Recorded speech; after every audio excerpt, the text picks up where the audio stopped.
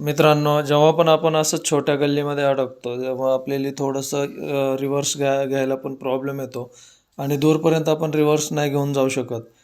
तर अशा ठिकाणी जर आपल्याला गाडी वळवायची असेल, तर काय करायला लागेल?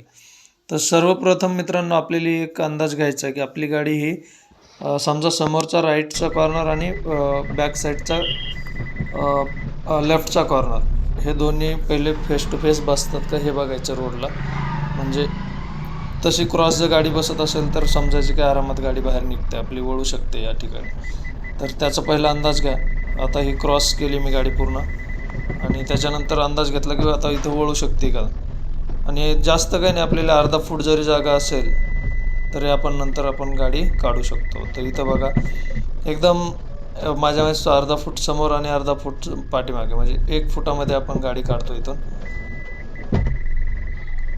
ज्यावेळेस तिरकस गाडी बसते त्यावेळेस समजायचं की अशी तिरकस म्हणजे क्रॉसमध्ये बसते आपली बघा, कॉर्नर टू कॉर्नर, लेफ्ट साईडचा आणि राईट साईडचा, समोरचा राईटचा पाठीमागचा लेफ्टचा, असं कॉर्नर बघायचं अगोदर.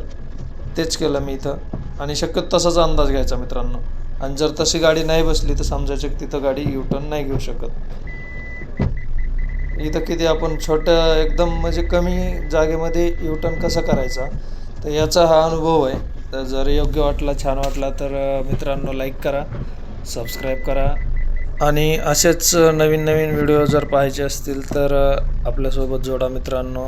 हे असेच छोटे छोटे व्हिडिओज असतात आपले.